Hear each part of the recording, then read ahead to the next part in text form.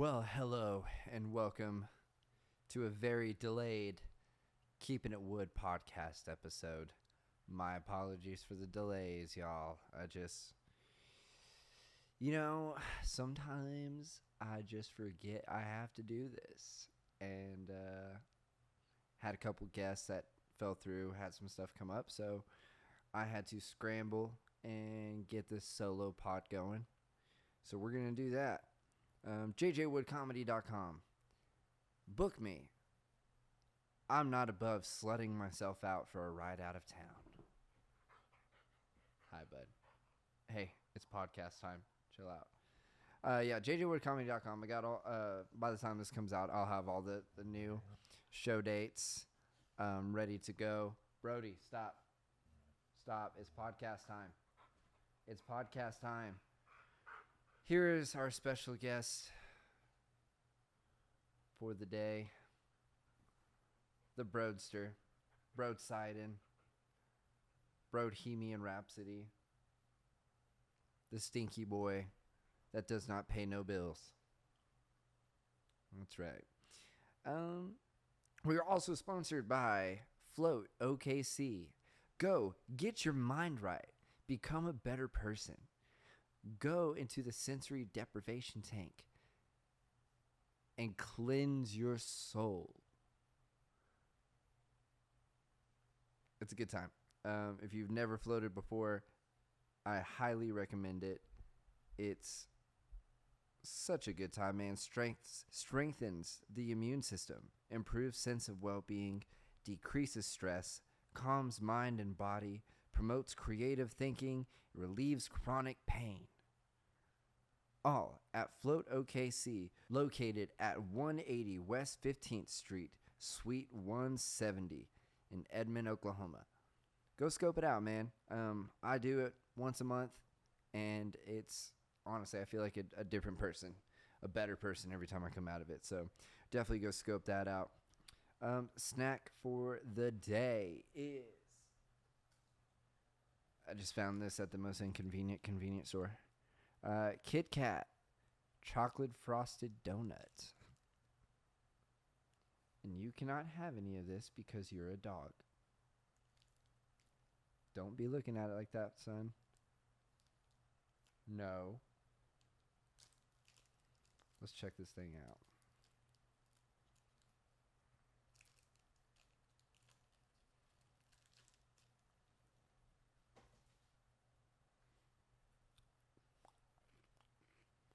Yeah, that's fucking fire.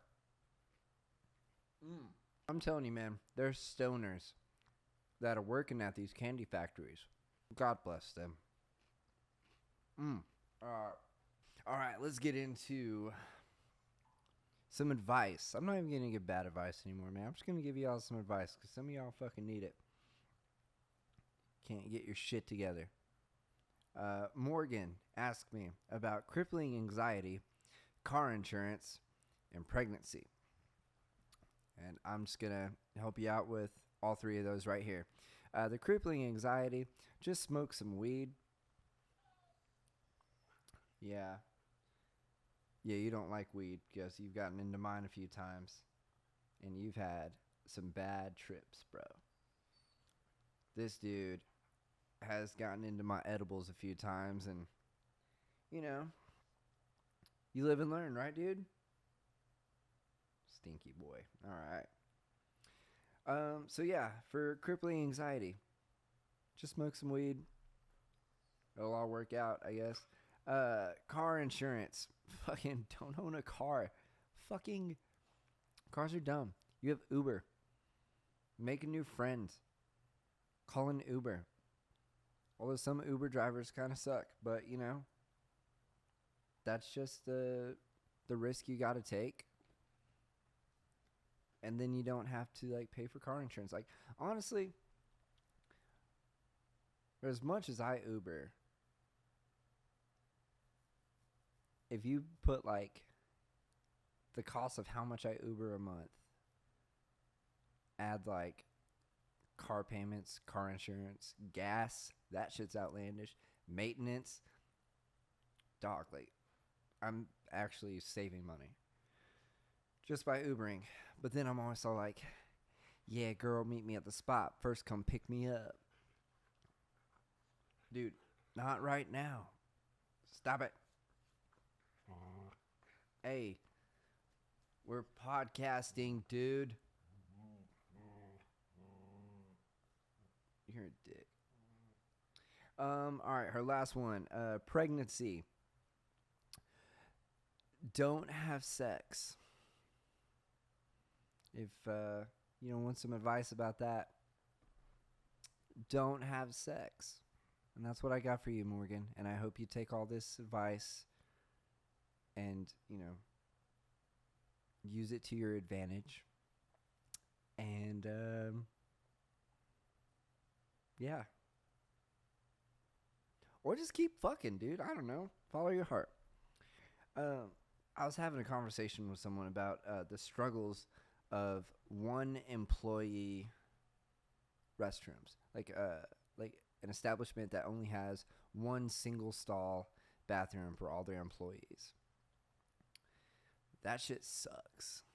I remember I used to work at this restaurant with like a bunch of Guatemalans, and every morning was a race to who was going to get in the bathroom first, because you didn't want to go in there after them. But I eat the same stuff that they do. You also don't want to go in there after me. So that was always like a constant battle. But there was always, I don't know, there wasn't really that many employees, maybe like 5 or 6 kind of fighting. I used to work at this restaurant in New York where we had like 80 fucking employees all trying to use one restroom. I'd have to go over to like Central Park to go take a shit. And then sometimes I had to wait in like a big line where there's like 300-400 people, dude. Like that shit. I remember one time I had to pee so bad, and all the restrooms were, out of order except for one. Dude, I just pissed in the mop sink, dude. You gotta go. You can't hold that shit in, dude. That's not good for you. Someone asked me, would I still sleep with Amanda Bynes now that she looks like Madonna? I gotta tell you, man. Absolutely. It's still like a novelty. I think 10, 11, 12-year-old me is still just, oh, she got a face tattoo? No. She looks like every girl from Lawton, Oklahoma.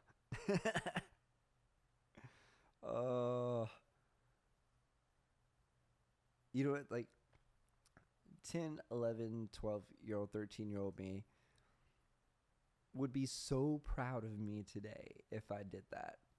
And I'm always striving to be someone that the child version of me would look up to. So to answer your question, oh man. I mean, yeah, I'd still do it, like 100%. Why would you? I don't know. I don't know why you would not. I also heard the story about, speaking of like childhood, dude, the movie Milo and Otis. Such a trip. They killed so many animals making that movie. Like, holy fuck. Oh, they were hell of abused. Okay, it was a Japanese film. Like, they eat animals, or they eat dogs, so like... Okay, so there have been some controversies and concerns regarding the treatment of animals during the filming of Milo and Otis. Allegations were made about animal cruelty during production, including claims that several cats and dogs were injured or died during filming. These claims have never been definitely proven or disproven. Oh, man. How many animals died making Milo and Otis? It's not definitely known. The exact numbers of animals that died during the making of Milo and Otis is unknown. Been allegations and concerns about animal welfare during the filming, including reports of several cats and dogs dying from being injured. However, these claims have never been conclusively proven, and the film's production company has denied any wrongdoing. Okay, so these are just allegations. But, I mean, ugh, that's such a good movie. So it kind of sucks to. I actually saved a kitten a few months ago. I was walking the dog, and I heard this cat crying. But there was this dude like standing over it, and I was like, "Did it get hit by a car?" He's like, "Nope, just trying to figure out what to do." And I was like, "Oh, right on. Well, good luck." So we go on our walk. We come back, and the cat's still crying, and like this dude over here is kind of looking like really concerned, like he was whining, like, "Oh man, like what's up with this cat?" And so we went over there. This little asshole grabs the cat by the fucking neck and tosses it, dude. I was like, "God damn it, dude, no!" So then I took him back inside. I started feeling guilty because it started snowing hard. And I was like, this cat's not going to make it. And I felt so guilty, mostly because of a story that I'll tell shortly after this. But fucking, oh, I feel so guilty. So I don't know what to do. So I text one of my neighbors. She's in her 30s, like going through a divorce. So like, it's like she's definitely going to take this cat. And so she did. I was right. And so I go and I grab the kitten and I give it to her. And come to find out, Kitty had kitty AIDS. And, you know, she gave it a good life for a little bit. And then it died. But, you know, it died in a warm home instead of on the streets. Little stray kittens, bro, with kitty AIDS. I felt like I did a good thing. Well, and so years and years ago, I was working at a Panera Bread, and my sister called me to say that my grandma was passing away. And my mom was just at home by herself. So I was like, fuck. So I get off work. And I'm hauling ass to get home to, like, you know, go comfort my mother. And we had these neighbors across the street who always just let their dogs just run around the neighborhood, like, while they weren't home. Just, like, go outside, go fucking do whatever you want to do. And, you know, it's bad dog parenting on their part. But I'm storming home. And I run over one of the dogs on accident. And so I don't know why this is funny. It's not funny, but that's funny. But I go inside, and my mom's in there crying. She's talking to my sister on the phone, and I'm just like, hey, I know this is a bad time, but I just ran over the neighbor's dog. And she's like, great, now JJ just ran over the neighbor's dog. I gotta go. And he's at the phone. This night's just getting worse. So I don't know what to do. This dog is just sitting there in the middle of the street. The other dog's just like, blah, blah, blah, blah, blah. Just like, I felt so bad. I didn't know what to do. And, so I go and I knock on the door. No one's home. I don't know what to do. And luckily our other neighbor pulls up, and I was like, Don, I don't know what to do, man. And he's like, well, is it dead?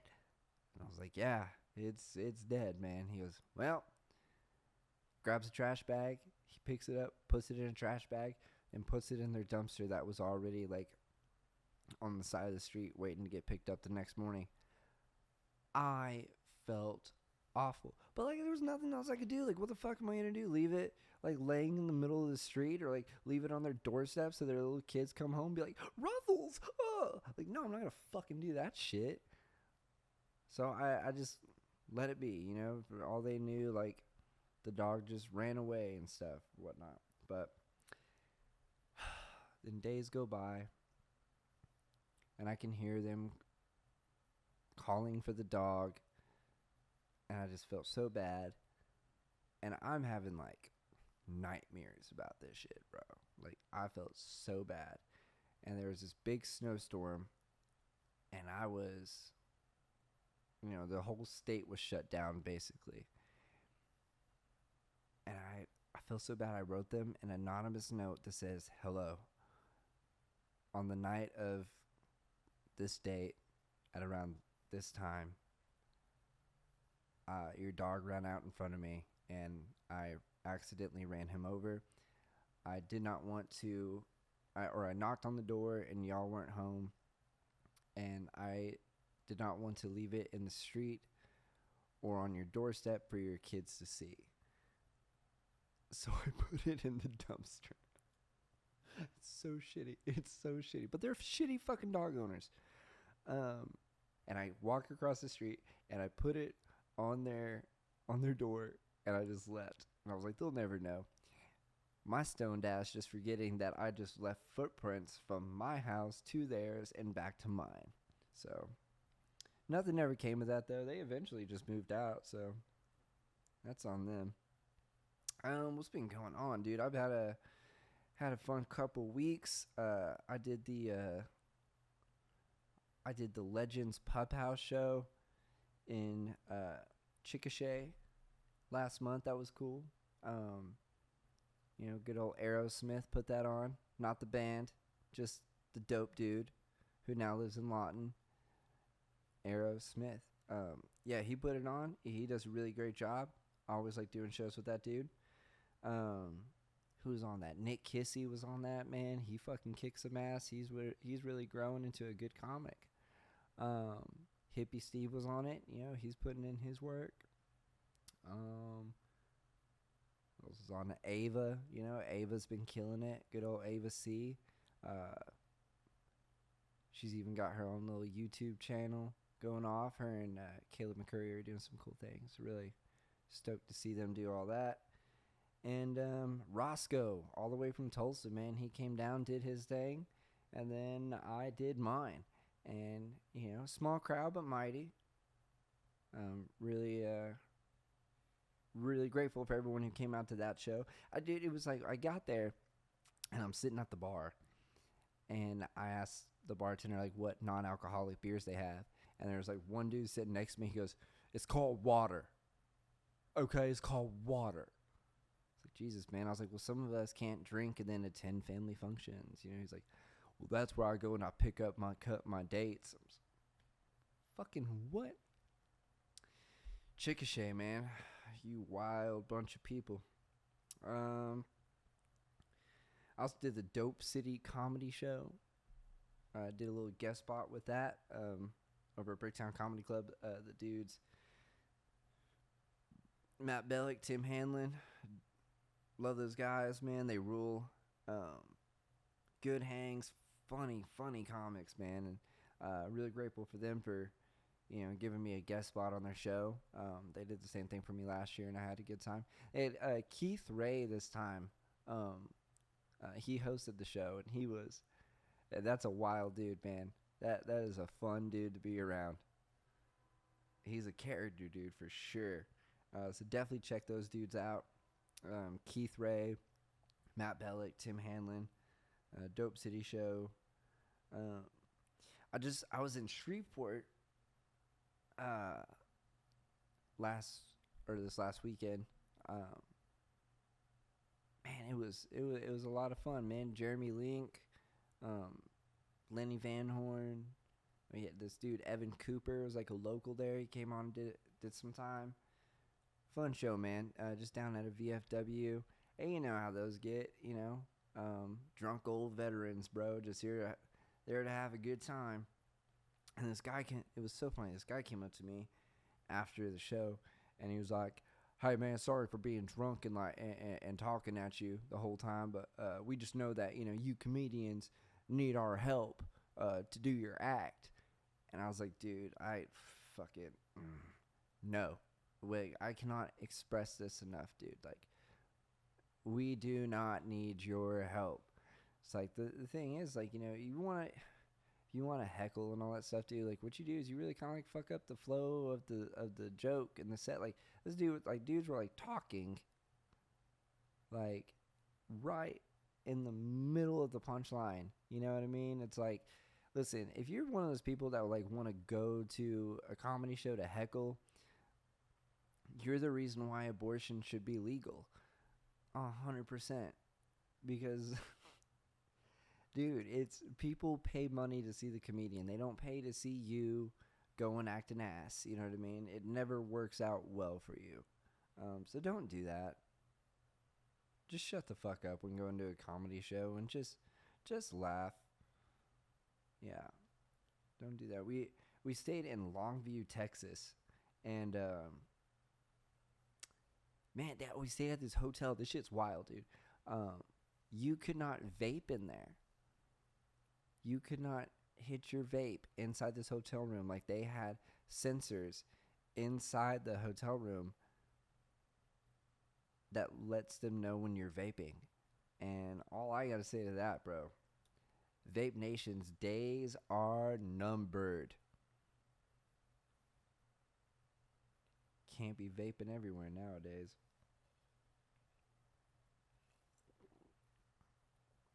Oh man, a couple weeks ago, I was walking down the street and ran into one of my neighbors, and I was like, "Hey neighbor," and she's like, "I'm traumatized," and I'm like, "Fucking, what you traumatized about?" She says some guy lit himself on fire in front of Trump's trial. I was like, "Holy shit!" Like, people hate that dude that much that they're gonna like just light themselves on fire. Like, but it wasn't just for him. Like, the guy was like, this dude was like, you read his manifesto. This dude was after like bitching about cryptocurrency, and and he had something to say about liquid death. And I was like, my man, enough liquid death could have saved your life at that moment. Like, what's your beef with that, bro? It's just fucking water. It's sparkling water that looks like a beer, okay? That's what it is. No reason to light yourself on fire over it, bro. And like, here's the whole fucking thing, man. It's like, you got these people that are just filming this the whole time. Like, hey, that guy's about to light himself on fire. Like, this guy's about to light himself on fire. And like, no one really like jumped in to like do anything. But I mean, to be honest, like, I wouldn't. So, I mean, fuck this dude. If this dude's already willing to light himself on fire, like, what makes me think that he's not gonna do the same to me? Like, this dude's already fucking suicidal. So, not about that. Not about that. And then this, what else be going on? Oh, this rap beef, dude. The rap beef between Kendrick and Drake.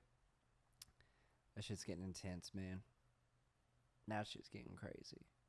It starts off with like Kendrick just out of nowhere. I don't know who hurt him, but he drops a diss track towards Drake a little over a month ago or so, and it went hard, And then J. Cole, he dropped a diss track, and it was good. Like, I liked it. I love I love Kendrick. I love J. Cole. I don't mind Drake. So this is all kind of just weird for me. But J. Cole, he drops a diss track, and then like a week later was like, man, that just didn't sit right with me. Like, I'm just gonna take that off.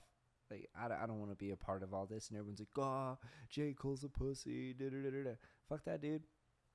He just didn't want like anything to do with all the negativity and stuff that this rap beef is bringing, And I respect that, because I get it, dude. Like, shit, dude. If you have like beef with someone, dude, that shit fucking, it's draining.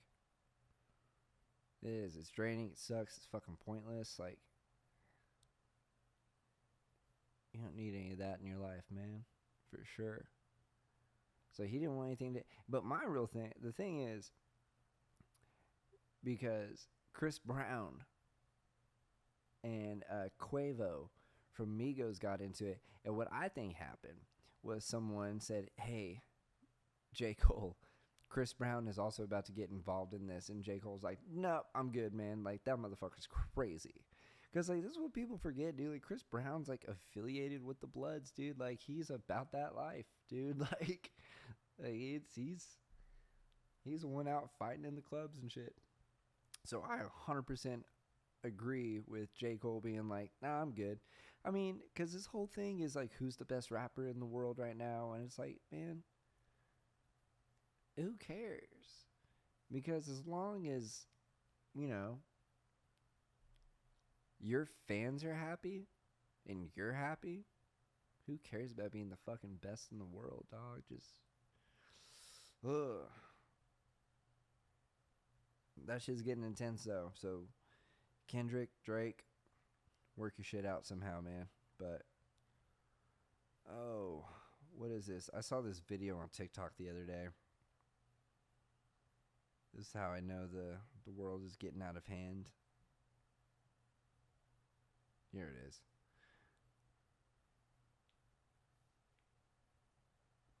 What the fuck? It's a real toilet, and it's got chocolate ice cream in there. Oh my god, there's chunks in that shit too. What the fuck? What the fuck? Blech. That looks like real shit.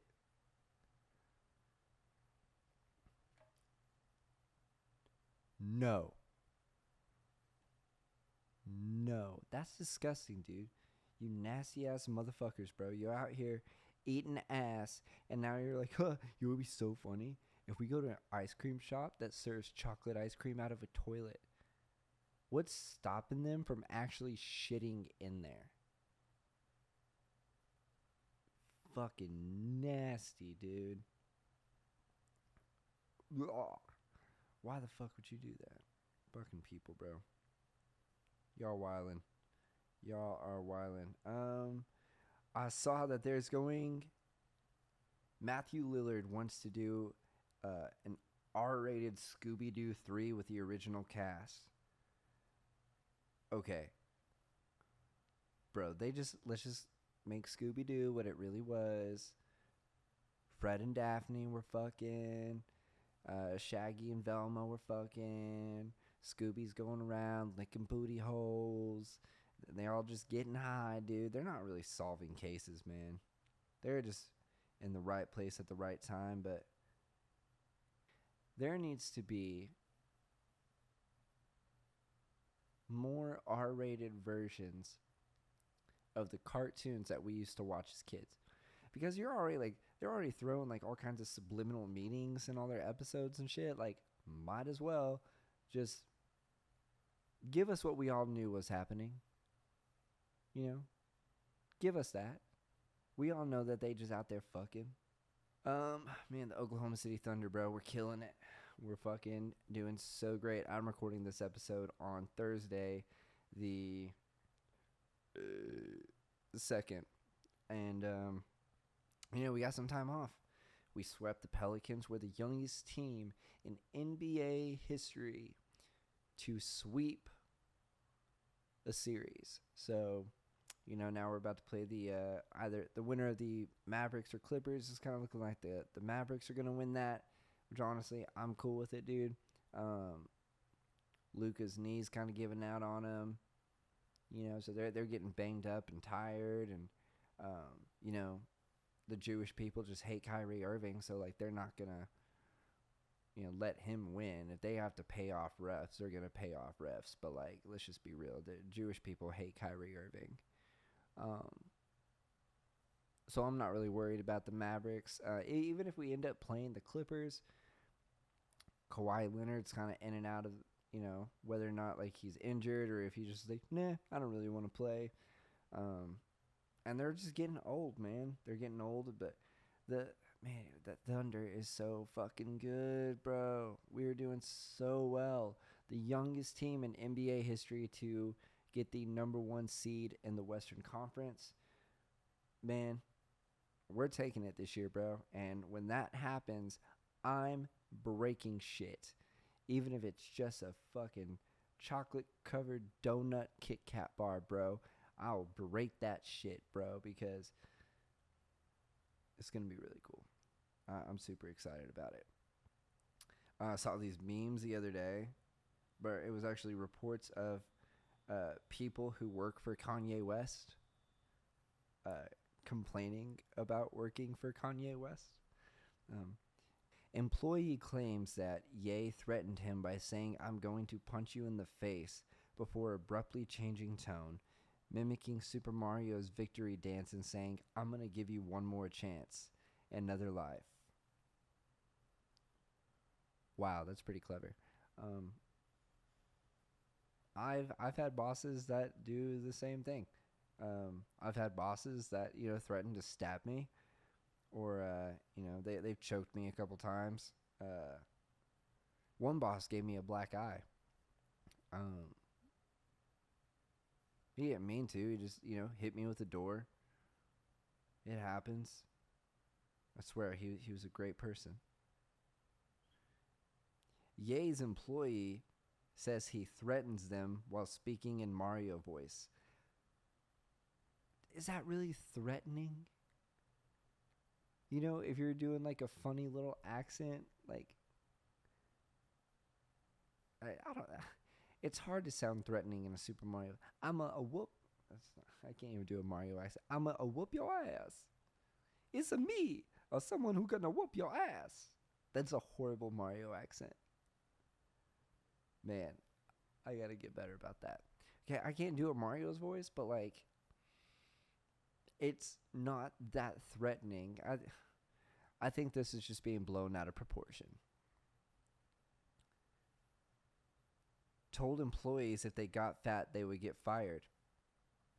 Well, he's just wanting a healthy staff, okay? He doesn't need staff members that are like taking sick days all the time, or, they're getting winded, or, have high cholesterol. He's like, hey, I need you to be healthy if you want to work for me. Like, if we're going to succeed, we're going to succeed together, but I need you to be healthy. I need you to be like on point. I'm Kanye West. I'm a god, okay? And I need to have the best staff around to help me succeed, because if I succeed, we all succeed. Don't be fat. Go work for Lizzo. Ye went on a rant and then had staff members come to the meeting room and watch the Batman on mute in silence. It's a pretty good movie visually. And honestly, that's a pretty artistic thing to do.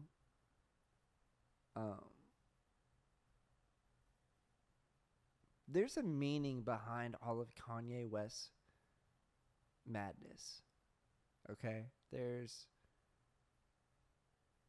so much meaning behind what he does, okay? Kanye's just not doing things just to be weird, okay, or be disrespectful. He wants the world to be a better place. And if watching the Batman with Robert Pattinson in silence is abusive to you, if that's abusive, grow the fuck up.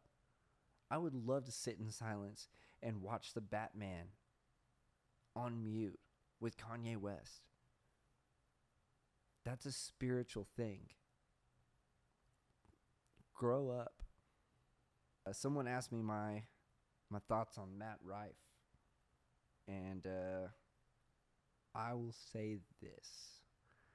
I think Matt Rife is a great comedian. I think he has put in a lot of really hard work.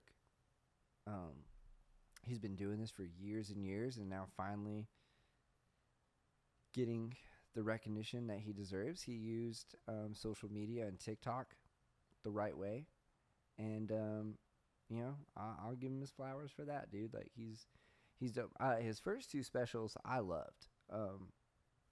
The Matthew Stephen Rife one was probably my favorite one. I love that. So definitely a good special. I love the sentiment behind it, talking about his grandpa. That was a good one. There's some funny fucking jokes in there. The one joke where he's like, he's not your fucking friend. God damn it, dude. Like, that just resonated, dude. I love that bit. I think that's a good bit. I will say that with his Netflix special, I felt like he went and tried to target a different audience. So he faced some backlash. Uh, I think, him blowing up on TikTok, the people, his fan base that got him to the Netflix level were, women and black dudes. Then he releases that Netflix special and it was just like, no, I'm gonna be more for like the Shane Gillis style crowd, and it just wasn't. There were some good parts in that special, but I mean, it wasn't my favorite. I didn't hate it, you know. Um, I'm excited to see what he's gonna do with this crowd work special on um, Netflix. I will say though, he kind of screwed us comedians over. As I said earlier, man, people just feel like you go to a comedy show to talk to the comedian. Like you're just gonna be fucking heckling the whole time, and it's like, no, that's not what that is. Like most of the time, like comedians like Sam Morril and Mark Norman, like they do all that crowd work stuff at the end. So they go through their set, and then they're like, all right, shout out some topics, and then they go back and forth with the crowd for a little bit. But that happens at the end, and like they initiate that. Like if you go to a comedy show, shut the fuck up. Speak when spoken to, like there's, as I said earlier, man, people want to go to a comedy show to see the comedian. They don't want to see the drunk fucking dude from Lawton, Oklahoma, never gets out to the city and wants an acting ass, dude. Like, don't fucking be that person, dude. Go, if you really want to, like, waste your time heckling a comedian or just going to a comedy show and then just kind of making it about yourself, dude, fuck off. Stay home. Go catfish your cousin to go catfishing. Like, eat a dick. I'm not doing that. I saw this report. This is a few months ago. It said, late last week, this woman went into a restaurant near Memorial in May. The female got into a verbal altercation with wait staff when she was informed of the restaurant's policy that it wasn't truly endless shrimp that the customers could take home with them. The woman smashed plates on the ground and became verbally aggressive with employees. When one of the staff members called 911, the male suspect tried to slap the phone out of her hand. The pair then left without paying their bill. If you recognize them, please contact Crime Stoppers. Dog, that's so funny. What do you mean it's not endless shrimp and I just can't like order 4 or 5 pounds to take home with me? Like, I mean, to be honest, they need to clarify what endless shrimp means. Like, it's endless shrimp while you're sitting at the table. No to-go boxes. They have to clarify it because honestly, just endless shrimp, that sounds fishy enough. Where's all that shrimp coming from? We're in the middle of Oklahoma. There isn't shrimp in Lake Hefner or Lake Arcadia. Where's all this shrimp coming from? It's obviously not endless, dude. So people need to like quit being so dumb. And restaurants also need to clarify, because people are stupid. They need to clarify where the endless shrimp ends. Because there's nothing free in life. Not a damn thing. But liking and sharing this podcast. It's been a fun episode. I've been having a good time talking with y'all. I'm going to be a little bit more consistent about getting this out as much as I can, once a week. Shooting for Wednesdays.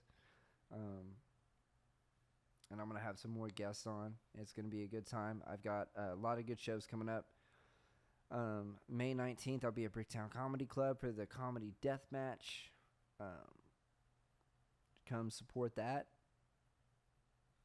If I win $100, and that is up to you, the fans. So yeah, the comedy death match. June 14th, I will be at the Put a Cork in It Winery. Got that lined up. I don't know who all is on that show at this moment, but Nick Campbell, he's putting it on. Love that dude. Good guy. Go watch his stuff and support his shows as well.